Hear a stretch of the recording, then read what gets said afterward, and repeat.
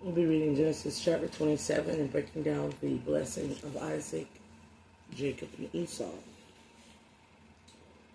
And it came to pass that when Isaac was old, and his eyes were dim so that he could not see, he called Esau his eldest son, and said unto him, My son, he said unto him, Behold, here am I. So he conjured, behold, here am I. So now he speaks of himself in an angelic form, as almost being a light body, as always being like, behold, an astral body. And he said, Behold, now I am old, speaking not only to his son, but to the Spirit, within himself, which is I am. I know not the day of my death. Now therefore take, I pray thee, thy weapons, thy quiver, thy bow, and go to the field and take me some venison, and make me a savory meat, as I love, and bring it to me, that I may eat, and my soul may bless thee before I die. Now his soul right now is behold, meaning it's coming outward, it's coming out of his body, he's dying. And Rebekah heard when Isaac spake to Esau his son, and Esau went to the field to hunt for venison and bring it. And Rebekah spake unto Jacob her son, saying, Behold, now Rebekah is a Ka. She is a life force fertility goddess. She's a Ka. Behold, I heard thy father speak unto Esau thy brother, saying, Bring me venison and make me savory meat, that I may eat and bless thee before the Lord before my death. So she's saying, I'm in tune, basically, to the same spirit. But at the same time, I heard him speak. Now therefore, my son, obey my voice according to that which I commanded thee. Go now to the flock and fetch me from the 2 good kids of the goats. And I will bake them a savory meat for my father, such as he loveth. And thou shalt bring it to thy father, he may eat it, and that he may bless thee before his death. And Jacob said to Rebekah his mother, Behold, addressing the spirit first, Esau my brother is a hairy man, and I am a smooth man. My father peradventure will feel me, and I shall seem to him as a deceiver. And I shall bring a curse upon me, and not a blessing. And his mother said unto him, Upon me be thy curse, my son. Only obey my voice, and go fetch me them. And he went and fetched and brought them to his mother, and his mother made savory meat, such as his father loved. Now this goes back to the seed of him. Him will always be in war against the seed of her. They will always be at odds. So this is about the karma from coming out of the Garden of Eden that is still replaying itself. The karma of the mother's decisions with her child, and the father's decision with the child that he favors. Always crossfiring. But you're going to understand why this is going to reset the karma of Cain. And Rebekah took goodly raiment of her eldest son Esau, which were with her in the house, and put them upon Jacob her younger son. And she put the skins of the kids of the goats upon his hand and upon the smooth of his neck. And she gave the savory meat and the bread which she had prepared into the hand of her son Jacob. And he came to his father and said, My father. He said, Here I am I. Who art thou, my son? And Jacob said unto his father, I am Esau, thy firstborn. I have done according as thou badest me. Arise, I pray thee, sit and eat of my venison, and thy soul may bless me. And Isaac said unto his son, How is it that thou hast found it so quickly, my son? And he said, Because the Lord thy God brought it to me. Now remember, and Cain could go out and just find something. It would take time to go out and to find a beast and to find that. Remember, Abel was the one that was the who took care of the babies, the baby animals. So he could bring the kid of gold. Whereas he sent his son to go out and to collect or to hunt. So this is still replaying the one who goes out and to collect and the one who goes out and deals with the firstborn. The one who nurtures the living aspect of infancy. Cain and Abel. So you have now Esau and Jacob, and there's another thing that's going to change the aspect of the karma that was dealt with Cain and Abel. Mind you, Cain's was his wrath in slewing his brother in disagreement was the issue, right? Now, and Isaac said unto Jacob, Come near, I pray thee, thou may feel thee, my son, whether thou be my very son Esau or not. And Jacob went near unto Isaac his father, and he felt him, and said, This voice is Jacob's voice, but the hands are the hands of Esau. And he discerned him not, because his hands were very hairy, and his brother's Esau hands are like his brother's Esau hands. So he blessed him. And he said, Art thou my very son Esau?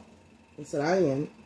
And he said, Bring it near to me, and I will eat my son's venison, and my soul may bless thee. And he did brought it near to him, and he did eat, and he brought him wine, and he drank. Now remember, when Eve brings something to Adam, Adam does not deny it. But when the seed of Eve brings something to Adam, not only does he deny it, but he favoritizes and causes a wrath between Cain and Abel. Instead of accepting both offerings, which are the flesh of the earth, he favoritizes. Okay? So there's an issue here of wrath and pride and glory and the vainness of it. That separates the in this case the innocent from the brute, from one who is physically stronger versus one who is spiritually more obedient.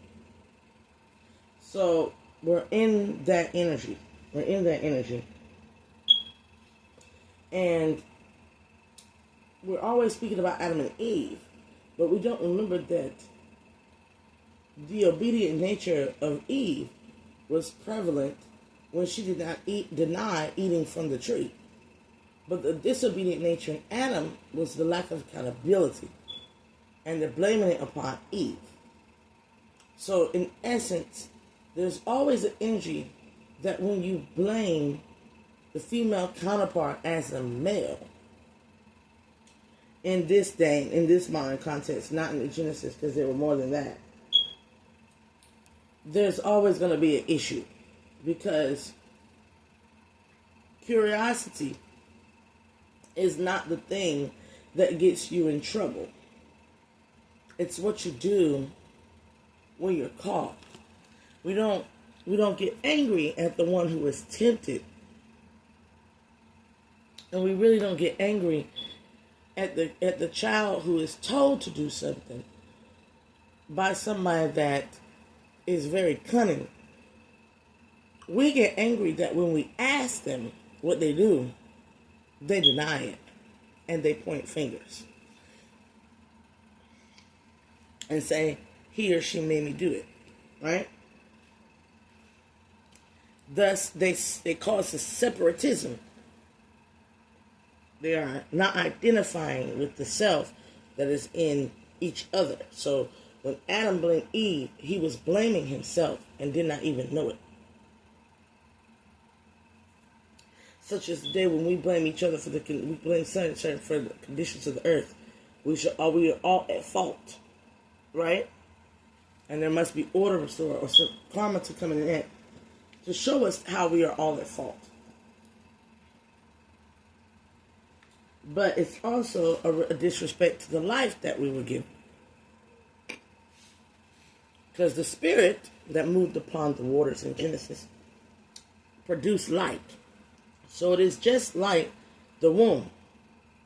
So a disgrace to anything that holds a womb is a disgrace also towards the very earth that is a womb. So it's more than just about being, it's the sacred mother aspect, which is a holy father aspect as well. That must be honored and uplifted in honesty and truth and decency and transparency. Now,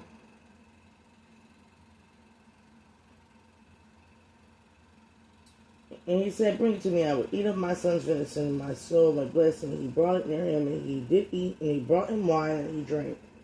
And his father Isaac said unto him, come near now, kiss me, my son.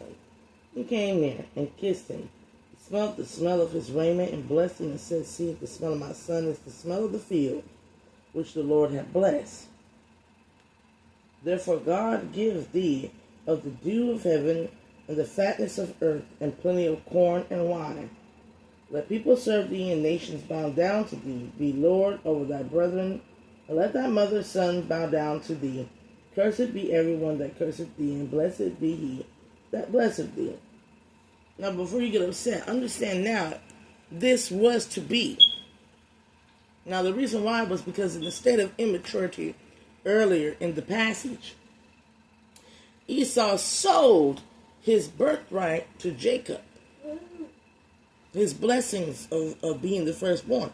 He sold his birthright to Jacob for food, for drinking water, because he thought he was going to die.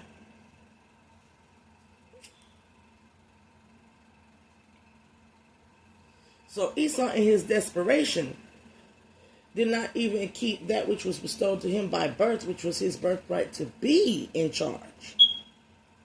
So let's talk about it. You are born, right? So you and your older sister or older brother. And you are tired in the work of your day to the point where you come and gamble something that is the work of your genealogy, generations to come. You're being bestowed a birthright that will carry for your lineage and for your descendants. And you gambled it with your brother for food and water. So before you get upset, this was to be so that Jacob did take the responsibility. Why? Because who was more obedient to that which birthed them? It wasn't Esau who gambled it. Esau was irresponsible. Meaning in desperate times, he would take desperate measures. Now, and it came to pass as soon as Isaac had made an end of the blessing Jacob, and Jacob was yet scarce gone out for the presence of Isaac his father, that Esau his brother came in from his hunting. And he also made a savory meat and brought it to his father, and said unto his father, let my father arise and eat of my son's venison, and thy soul shall bless me. And Isaac his father said unto him, who art thou? And he said, I am thy son, the firstborn, Esau. And Isaac trembled very exceedingly and said, who? Where is that hath taken venison and brought it me?